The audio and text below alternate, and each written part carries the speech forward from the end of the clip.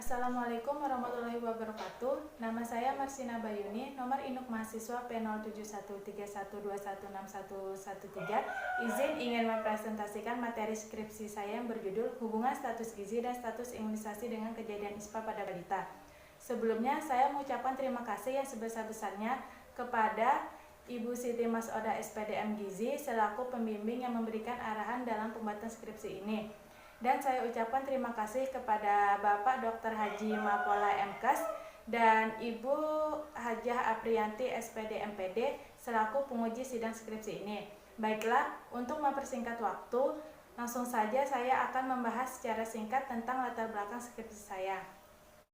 Di Indonesia yang termasuk negara berkembang, masalah kesehatan dan pertumbuhan anak sangat dipengaruhi oleh dua persoalan utama, yaitu keadaan gizi yang tidak baik dan merajalelanya penyakit infeksi. Gizi dan infeksi merupakan suatu lingkaran setan yang menjadi penyebab kematian sebagian besar bayi dan anak balita. ISPA merupakan penyakit yang paling banyak dijumpai pada balita dan anak-anak, mulai dari ISPA ringan sampai ISPA berat.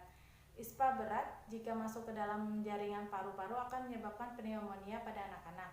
Kejadian ISPA dapat dicegah dan dikendalikan jika mengetahui faktor apa saja yang mempengaruhi derajat kesehatan seseorang. ISPA dapat mudah sekali terjadi pada anak yang mengalami gizi buruk dan gizi kurang. Dengan gizi buruk, anak akan menjadi lebih sering mengalami ISPA berat. Menurut WHO, angka kematian bayi dan anak balita pada tahun 2013 masih tinggi, mencapai 6,3 juta jiwa. Kematian balita tertinggi terjadi di negara berkembang sebanyak 92% atau 29.000 balita per hari. Sedangkan di Indonesia, kasus pneumonia termasuk ISPA mencapai 22.000 jiwa, menduduki peringkat ke-8 sedunia menurut WHO 2014. Menurut data Riskesdas 2018, prevalensi ISPA di Indonesia tahun 2018 adalah 20,6%. Dan provinsi dengan ISPA tertinggi adalah Nusa Tenggara Timur, yaitu 31,2%. Dan provinsi dengan ISPA terendah adalah Sulawesi Utara, 9,2%. Kalimantan Selatan adalah kasus ISPA sebesar 10,8%. Menurut data Riskesdas 2018, cakupan imunisasi lengkap sebesar 57,9%. Sedangkan cakupan imunisasi tidak lengkap sebesar 32,9%. Dan cakupan status gizi buruk dan gizi kurang sebesar 17,7%. Menurut hasil penelitian yang dilakukan oleh Rahman 2015, didapatkan hasil bahwa status imunisasi ada hubungan yang bermakna dengan kejadian penyakit ISPA. Imunisasi yang lengkap pada usia bayi diharapkan dapat menurunkan angka kesakitan dan kematian karena yang dapat dicegah dalam imunisasi. Menurut hasil penelitian oleh Rahmah 2018 mengatakan bahwa ada hubungan yang bermakna antara status gizi dengan kejadian ISPA pada anak usia 12-36 bulan. Dari latar belakang tersebutlah maka saya mengambil penelitian yang berjudul Hubungan Status Gizi dan Status Imunisasi dengan Kejadian ISPA pada Balita. Sedangkan untuk rumusan masalah, tujuan umum, tujuan khusus, manfaat penelitian, keaslian penelitian, tinjauan pustaka, kerangka teori, kerangka konsep dan hipotesis, saya sisipkan dalam video dalam bentuk gambar. Metode penelitian, jenis penelitian, studi literatur, rancangan penelitian, pengumpulan data diperoleh dari jurnal, buku dokumentasi, dan internet yang telah dilakukan oleh peneliti-peneliti terdahulu, populasi dan sampelnya, tulisan dari jurnal yang didapat di Google Scholar. Variabel penelitiannya untuk variabel bebasnya adalah status gizi dan status imunisasi, dan untuk variabel terikatnya kejadian ISPA. Metode pengumpulan data yang diperoleh dari jurnal, buku dokumentasi, dan internet yang telah dilakukan oleh peneliti-peneliti terdahulu. Sumber datanya yaitu data sekunder. Untuk metode analisis datanya sendiri yaitu adalah analisis deskriptif. Lalu hasil dan pembahasan. Berdasarkan tabel distribusi frekuensi status gizi balita BB/U, yaitu hasil penelitian dari beberapa jurnal di atas, dapat dilihat bahwa sebagian besar status gizi balita adalah baik. Dan untuk tabel distribusi frekuensi status imunisasi balita, dapat dilihat bahwa sebagian besar status imunisasi balita adalah lengkap. Kejadian ISPA pada balita. ISPA merupakan infeksi saluran pernapasan akut yang berlangsung sampai 14 hari. Penyakit ISPA pada balita dapat menimbulkan bermacam-macam tanda dan gejala, seperti batuk, kesulitan bernapas, sakit tenggorokan, pilek, sakit telinga, dan demam. Menurut Rahmah, 2018, penyebab banyaknya kejadian ISPA karena kondisi lingkungan yang berdebu dan mengganggu sistem pernapasan, serta pengetahuan mengenai gizi yang minim membuat warga termasuk balita rentan terkena ISPA.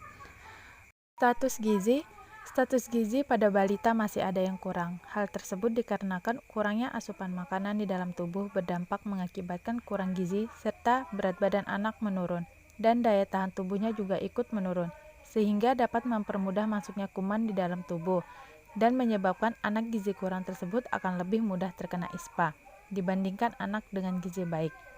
Menurut Lorenza 2017, balita dengan ISPA akan menyebabkan penurunan nafsu makan, sehingga asupan zat gizi ke dalam tubuh menjadi berkurang, sehingga status gizi pada balita juga mempengaruhi bisa terjadinya ISPA. Status imunisasi. Pemberian imunisasi dapat mencegah berbagai jenis penyakit infeksi termasuk ISPA. Untuk mengurangi mortalitas ISPA, diupayakan imunisasi lengkap. Ketidakpatuhan imunisasi berhubungan dengan peningkatan penderita ISPA. Hal ini sesuai dengan peneliti lain yang mendapatkan bahwa imunisasi yang lengkap dapat memberikan peranan yang cukup berarti dalam mencegah kejadian ISPA. Penelitian ini sejalan dengan Layuk 2012 menyatakan bahwa balita dengan status imunisasi tidak lengkap akan lebih mudah terserang penyakit dikarenakan pertahanan tubuh belum lengkap. Hubungan status gizi dengan kejadian ISPA. Pada tabel distribusi tersebut, berdasarkan hasil studi literatur pada beberapa jurnal, diketahui bahwa anak yang mengalami ISPA terjadi pada anak dengan status gizi kurang. Didapatkan kesimpulan bahwa ada hubungan antara status gizi dengan kejadian ISPA pada balita, ditandai dengan nilai signifikan P besarnya lebih kecil dari standar signifikan alfa, yaitu sebesar 0,05. Status gizi balita mempengaruhi kejadian ISPA. Balita dengan status gizi tidak baik berisiko 2,7 kali mengalami ISPA dibandingkan dengan balita yang memiliki status gizi baik. Selain itu, balita dengan gizi yang kurang akan lebih mudah terserang ISPA dibandingkan balita dengan gizi normal karena faktor daya tahan tubuh yang kurang. Pada keadaan gizi kurang, balita lebih mudah terkena ISPA berat, bahkan serangannya lebih lama. Menurut Mario Nani 2010. Menurut Hariska 2018, bahwa status gizi yang kurang memiliki kemungkinan lebih mudah terkena ISPA dibandingkan dengan anak dengan status gizinya baik.